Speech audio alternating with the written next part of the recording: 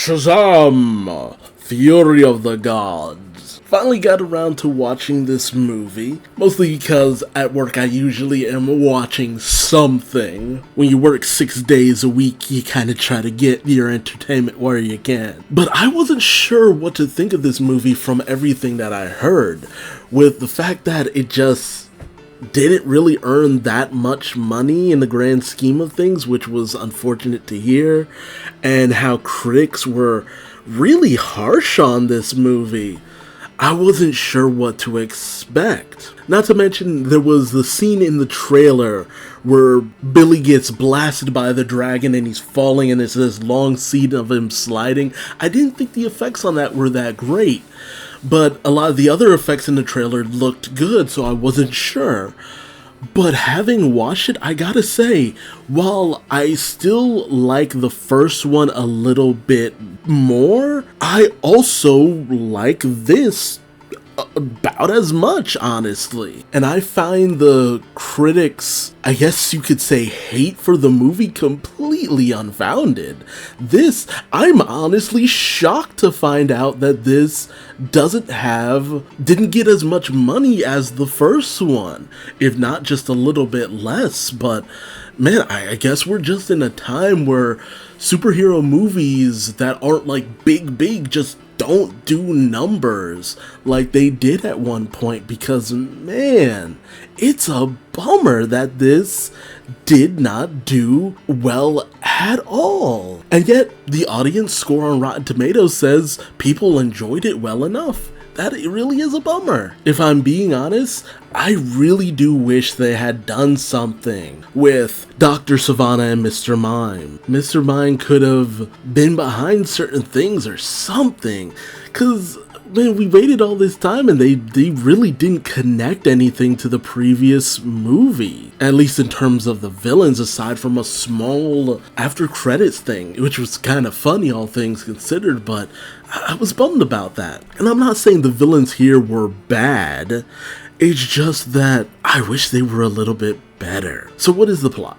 The daughters of Atlas have come to take the powers of the Shazam family, the powers of the god, to reinvigorate the land of the gods, where most of the gods have already died out, apparently. As it turns out, the wizard did not die previously, he just was forced out of the realm he was in, and there he was caught by the daughters of Atlas, who are not happy about Billy using their father's power, stamina of Atlas and all that. You have the leader, Hesperia, the oldest, played by Helen Mirren, who is an elemental, who has elemental abilities, and she's all business. She does get pretty murdery in some situations, and I gotta tell you, the body count in this movie, Jesus! The amount of civilians who die, wow!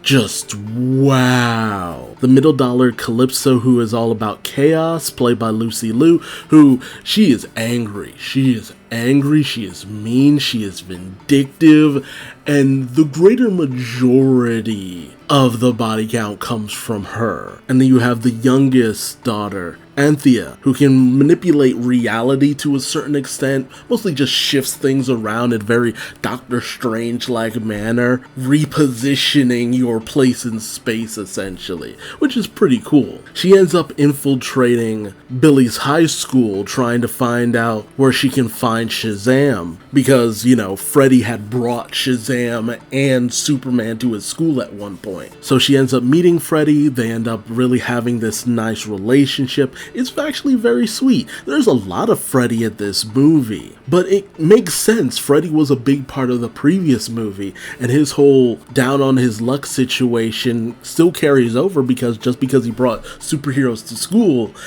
didn't really translate to him being popular. It's just he's the kid who brought superheroes to school, but bullies still pick on him. But Anthea sees this and sees that despite being in trouble and being picked on and being bullied, especially when he tries to talk to her, he still tries to stick up for her and be cool. He also does a lot of superheroing by himself just to boost his own self-esteem, it seems. But they bond, except for when Freddy shows off his adult body to her, his superpower body to her.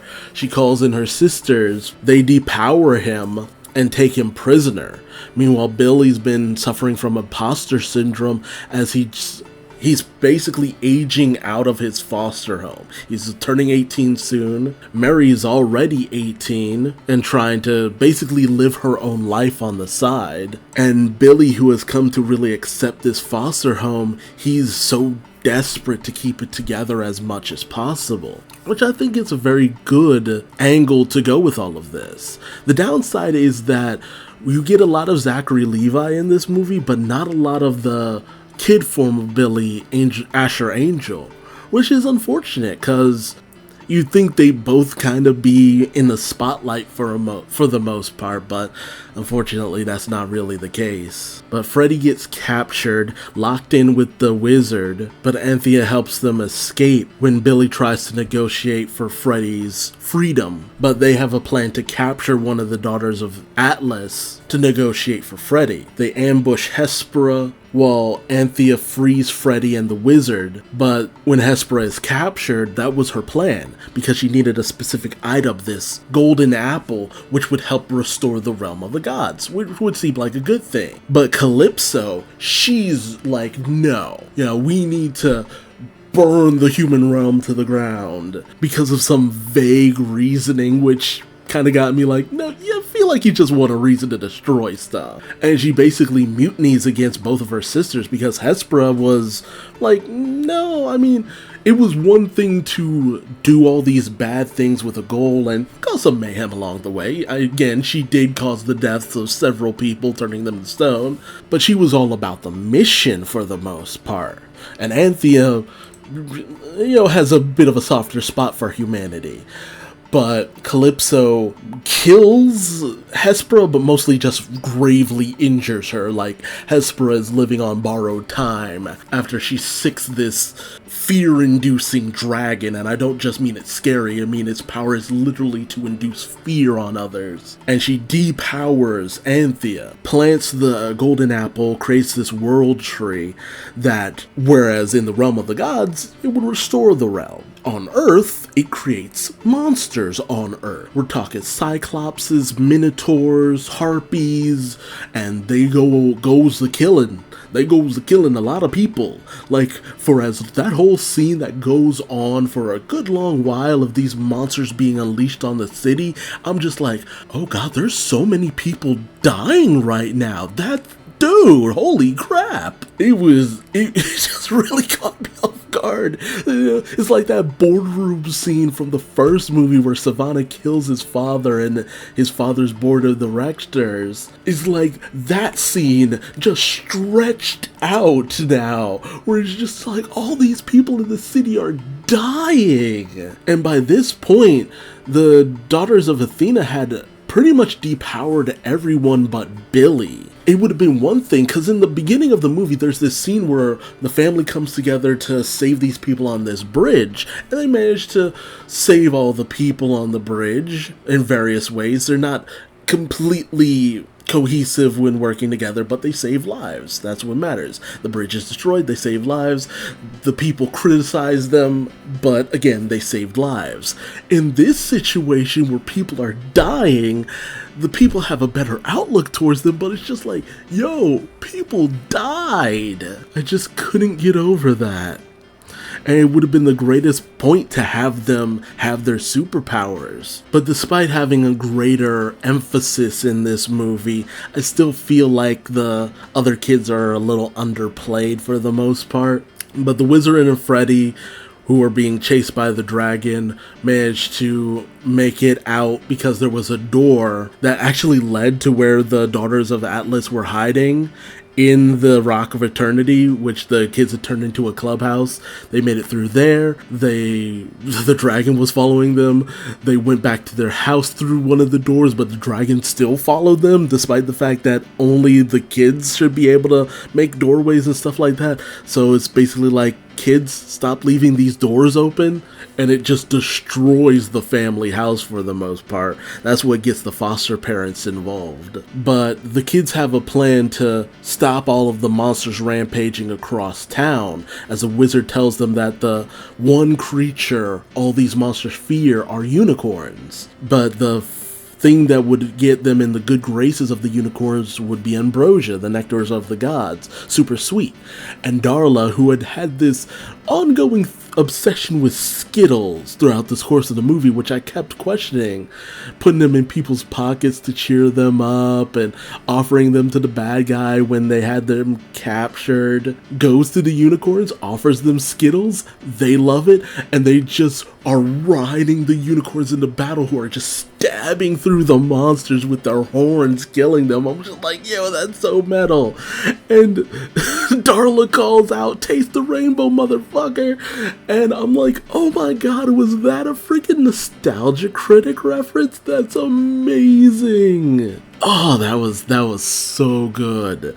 Like, Darla's character paid off over the course of that movie. I loved it. Loved it. Mary got to really be the voice of reason for Billy, which I thought was, a very thankless role, but a good one nonetheless. Pedro had this thing in the background where it's very obvious he's gay and he's very shy, and he just chooses when everyone's trying to decide what they're going to do to just blurt it out to the whole family, and they're just like, yeah, we know. You're good, man.